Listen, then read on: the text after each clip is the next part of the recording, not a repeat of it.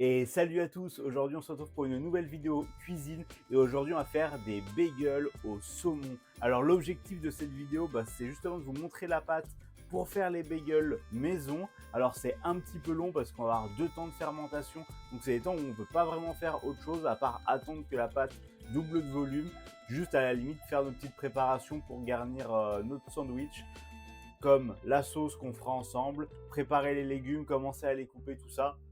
Mais justement, on va pas perdre de temps. On va commencer tout de suite par envoyer la pâte. Pour les bagels, on a du coup 130 g d'eau avec 6 g de levure déshydratée que j'ai mis à l'intérieur. Paf. Ensuite, on a 160 g de farine, 14 g de sucre et 4 g de sel. Hop. Ensuite, on a 40 g de flocons de pommes de terre. Vous savez, celle pour faire la purée. Du coup, très très bien, histoire d'avoir un pain bien moelleux. Ça, c'est très pratique.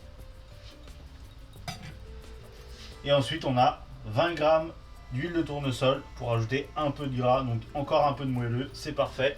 Ça part en pétrissage au KitchenAid. Normalement, on devrait faire ça au crochet. Là, vu que c'est une toute petite recette, je vais le faire à la feuille pour être sûr que ça pétrisse bien. Normalement, on devrait être pas mal. Hop. Ce qui est important, c'est de bien la pétrir, de faire en sorte que la pâte soit bien lisse, que le réseau glutineux se forme. Donc, je vais vous montrer un peu ce que c'est. Pour ceux qui n'ont pas l'habitude, paf. Alors pour le pétrissage des bagels, je vais commencer par une vitesse assez douce pour que ça déborde pas du KitchenAid. Ensuite, une fois que le mélange est bien homogène, je vais commencer à augmenter un petit peu la vitesse. Donc là, je pense que sur le KitchenAid, je vais être environ à 6 sur 10 en termes de vitesse. Et 2 ou 3 fois pendant le pétrissage, ce que je vais faire, c'est que je vais venir avec une petite corde en plastique ou une petite spatule selon ce que vous avez disponible. Et je vais venir racler la pâte, remettre tout au centre du KitchenAid, histoire que le pétrissage soit bien homogène. Et pour savoir si la pâte est bien pétrie, en fait on va voir, ça va commencer à se lisser avec le temps. Donc il faut se dire que le pétrissage d'une pâte comme ça, c'est environ une dizaine de minutes. En temps normal, la pâte aurait dû se décoller et accrocher au crochet ou alors à la feuille en plein centre. Mais là, avec la température qu'il fait, la pâte est devenue très très collante. On va quand même réussir à faire des très beaux bagels avec, mais du coup c'était un petit peu plus difficile. Donc là, comme je vous ai dit, la pâte elle est bien collante. Donc ce que je vais faire, c'est que je vais commencer, première étape la plus importante, bien fariner mon plan de travail. Aujourd'hui, on va dégueulasser le plan de travail avec de la farine. C'est un peu le problème des pâtes levées. Hop, je vais quand même utiliser la corne avec un petit peu d'eau dessus pour venir décoller la pâte parce que ça va me faciliter un peu le travail quand même. Hop, même si ça sera la dernière étape où je vais utiliser de l'eau pour toucher la pâte. Alors là, je vous montre comment je fais les bagels moi. Moi, c'est comme ça que je les faisais, c'est comme ça que je fournissais les restaurants avec quand j'étais boulanger. Je sais qu'il y a des gens qui ont eu d'autres méthodes encore où maintenant ils les passent dans une sorte de saumure un petit peu comme des bretzels avant de les cuire et ça, je connais pas du tout. Hop. Alors là, on va bien fariner, même si on va rajouter un peu trop de farine dans la pâte, parce que là, elle est vraiment collante. Ça peut aussi venir d'un problème de purée. Ça, c'est selon les marques que vous achetez. Donc là, pour finir de pétrir, ce que je vais faire, c'est que je vais toujours replier la pâte sur elle-même, tac, tac, tac, tac, jusqu'à ce que je commence à avoir des difficultés, un peu comme avec la pâte feuilletée la semaine dernière. Et en fait, c'est au moment où, justement, on aura le gluten qui sera un petit peu trop tendu. Du coup, ça nous dira que la pâte est pétrie. Ça voudra dire qu'elle pourra retenir les gaz. Ça, c'est important. Si on veut avoir quelque chose de comment ça s'appelle, de volumineux, comme je répète depuis tout à l'heure. Paf. Allez. Tac.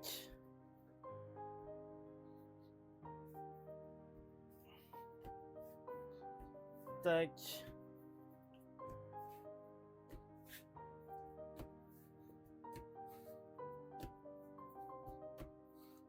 On a vraiment une pâte qui est vraiment cool pour le coup. Elle est vraiment cool la pâte. Hop. J'aurais dû garder la cuve du KitchenAid pour mettre la pâte dedans pour qu'elle lève. Du coup, je l'ai mis, j'ai mis à l'évier. Par contre, on a une pâte très chaude. En général, les boulangers, ce qu'ils aiment, c'est sortir des pâtes entre 23 et 24 degrés. C'est la norme en boulangerie. Moi, ça n'a jamais été la mienne, je vous le dis. Ça n'a jamais été la mienne. Mais la norme en boulangerie, c'était ça. Mais là, on doit avoir une pâte qui doit être à 28-29, je pense. Donc, très, très chaude. Belle pâte. Ouais, belle pâte, là. Une bonne pâte. Hop.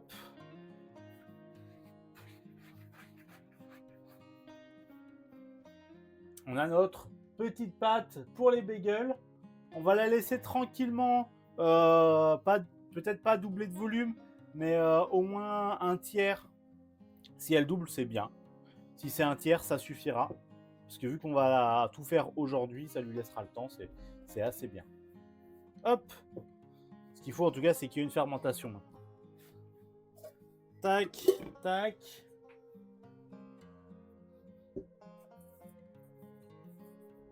Hop. Je vais mettre un coup de propre, après je filme la pâte, on va la laisser dans le coin. De toute façon, avec la chaleur qu'il fait, ça va fermenter. Oh putain, l'eau chaude ça. Du coup, on a la pâte pour les bagels qui est dans le cul de poule filmée. L'objectif, on la laisse lever tranquillement, au moins qu'elle prenne un bon tiers de pouce, voire le doubler. Et à ce moment-là, on va s'occuper de la diviser, de commencer à préparer nos petits bagels. Il faudra un petit temps de repos entre la pesée et le moment où on va faire la forme du bagel. Et après, on s'occupera de tout ce qu'il faut pour garnir. La pâte qui a commencé à lever juste là. Ce qu'on va faire, c'est qu'on va les diviser en plusieurs petites boules de 100 grammes. Les laisser un petit peu se détendre, ramollir un petit peu. Et après, on s'occupera de façonner les bagels, donc faire un petit peu une sorte de couronne de pâte avec bien le trou au milieu qui est important pour faire le bagel.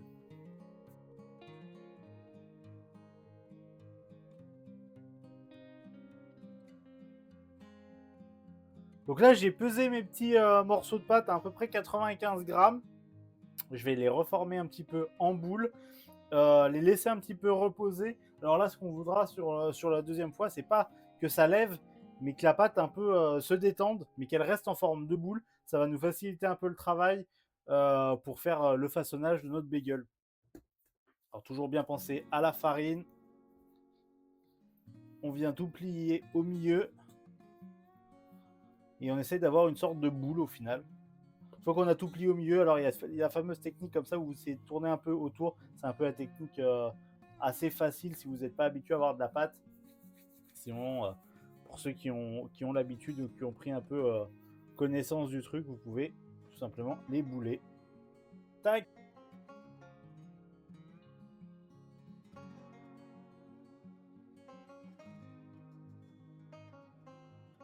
J'ai mes 4 bagels qui sont là, donc qui sont en forme de rond.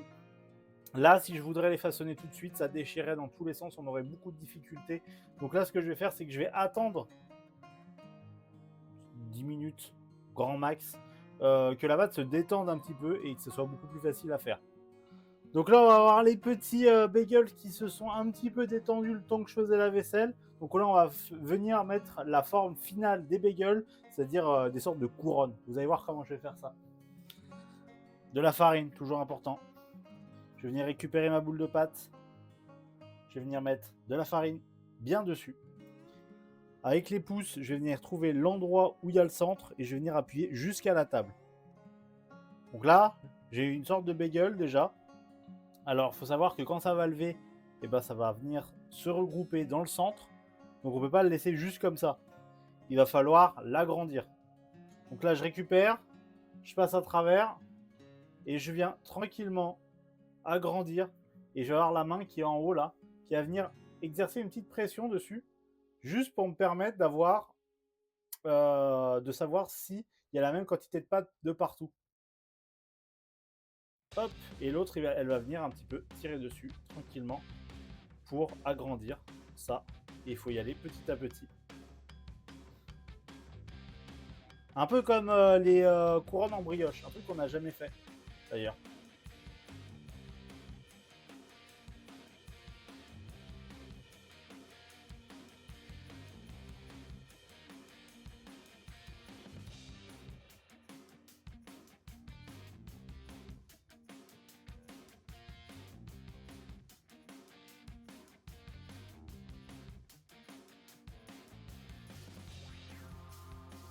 Du coup, on a les petits bagels qui sont juste là.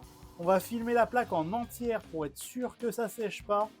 Et on va laisser ça doubler de volume. Une fois que ça aura doublé de volume, on prendra un œuf entier qu'on viendra battre. Comme ça, on va dorer tous nos produits et on mettra un petit peu de pavot dessus. Alors, on peut mettre un peu ce qu'on veut. Hein. On peut laisser comme ça, mettre juste un peu d'œuf et les mettre à cuire. On peut mettre du sésame, on peut mettre du pavot, on peut mettre du gel aussi, ça peut être sympa. On met un peu ce qu'on veut dessus. Moi, je pense qu'avec le saumon, le pavot, ça va être assez sympa. Donc, on va être là-dessus. Tac! Là, je vais filmer la plaque en entier. Ce qu'on veut, c'est vraiment pas qu'il y ait d'air qui puisse rentrer dedans. Parce qu'on veut surtout pas que la pâte sèche. Si la pâte sèche, on est niqué. J'ai pas d'autres termes, on est niqué, les gars.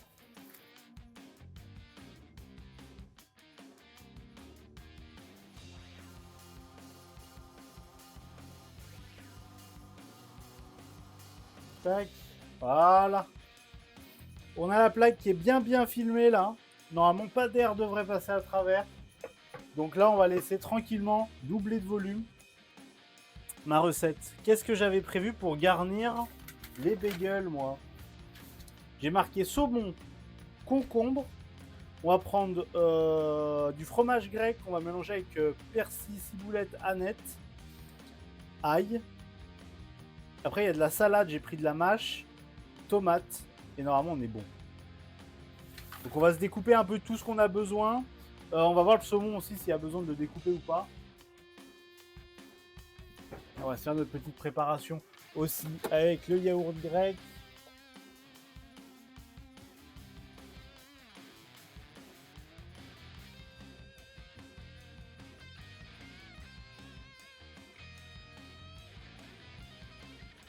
Donc on met fromage blanc, on va mettre du persil à l'intérieur, on va mettre de la ciboulette à l'intérieur, on va mettre de l'aneth à l'intérieur et on va mettre un peu d'ail aussi. On va mettre une gousse d'ail à l'intérieur et ça va être sympathique. Ça sera, en fait, ça sera un peu ce qui va faire office de sauce pour le bagel, comme on aurait pu mettre une mayonnaise, comme on aurait pu mettre.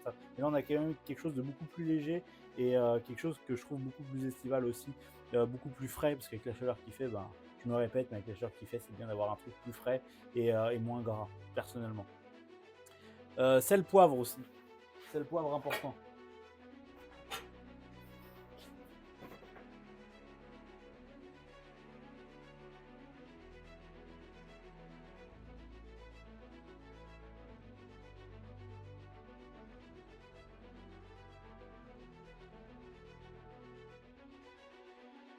Donc ça, c'est prêt pour garnir les bagels. Quand ils seront cuits, on a le saumon, on a vu que c'était du tranche. Donc on viendra couper des morceaux de saumon à la main pour venir mettre dans le bagel.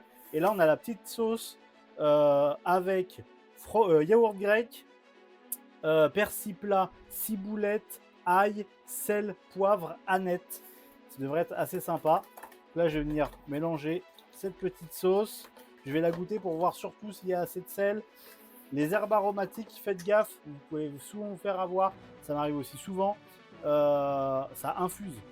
Ça infuse, donc là on va faire les sandwichs, allez, dans peut-être 1 heure. Ça aura commencé à infuser à l'intérieur du yaourt. Donc si on veut pas un truc trop fort, vaut mieux faire attention ou regoûter un peu plus tard.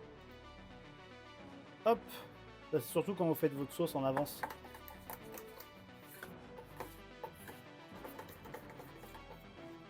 Hop.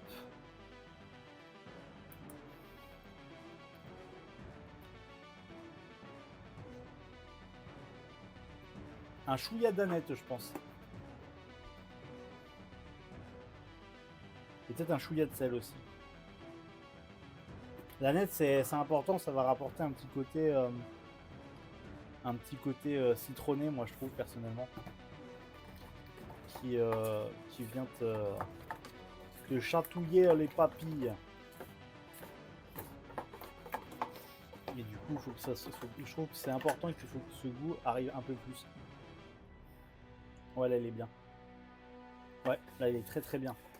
Donc, on va servir de cette sauce pour en faire dans les bagels tout à l'heure pendant le garnissage. Avec le saumon, le saumon, le concombre, la tomate et de la mâche. On mettra quelques gouttes de citron dessus, histoire d'ajouter un petit coup de peps. Je préfère pas le mettre dans la sauce, je trouve que ça atténue trop le côté acide du citron, donc je préfère le mettre après, directement sur le saumon par exemple, quand on fera le sandwich. A few moments later. Et nous voilà du coup 45 minutes après, on a les bagels qui ont bien doublé de volume, facile. On va mettre un petit coup d'œuf dessus, un petit peu de pavot et ça part au four.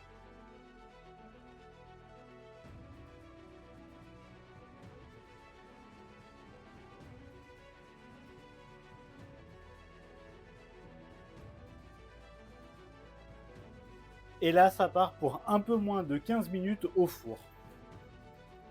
A few moments later. Et voilà les petits bagels. Du coup, on va attendre un petit peu qu'ils refroidissent et après on les garnit. Et ça y est, les bagels sont froids. Donc on va s'occuper de les garnir. Hop. On va prendre un couteau-scie pour l'ouvrir en deux. Dans l'idéal, c'est mieux d'avoir un petit couteau-scie. Parce que du coup, on va pouvoir démarrer un certain endroit et tourner tout autour. En faisant bien attention à toujours être à la même hauteur.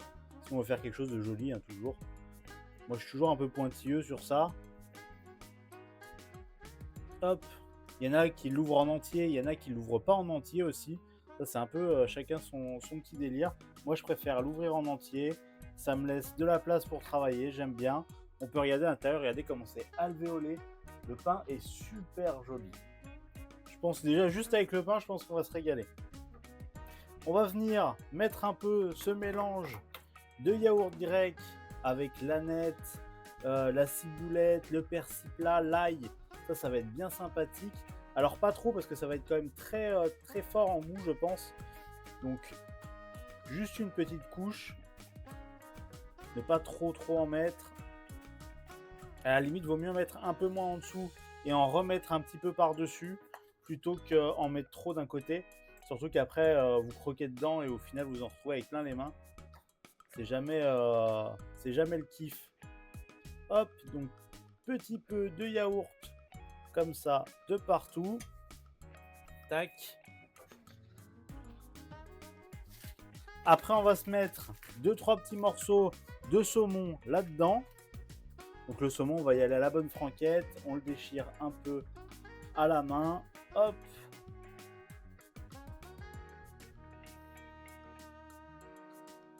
Alors vous en mettez bien comme vous voulez, si vous voulez faire le même que moi. Il faut juste penser que plus il y en a, plus ça va être difficile à manger aussi. Plus vous mettez d'ingrédients, plus c'est difficile à manger. Hop. Allez, par gourmandise, j'en remets une petite tranchette. Ici et ici. Tac. Comme ça, j'ai ma base, j'ai mon saumon. Il est là. Après, je vais ajouter un petit peu de légumes, forcément. On va mettre un peu de concombre. Tac.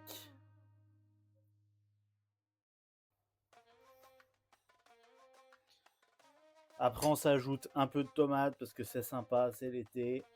On profite un petit peu.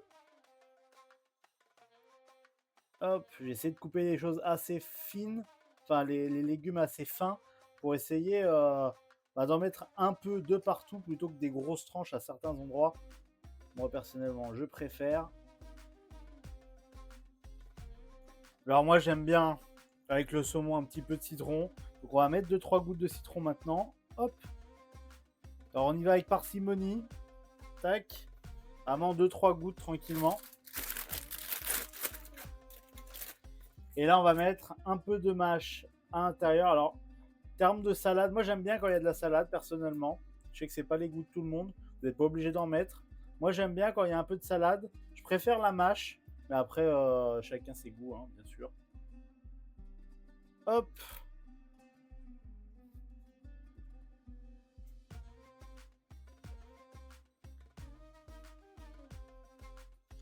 Et voilà notre beau bagel juste là.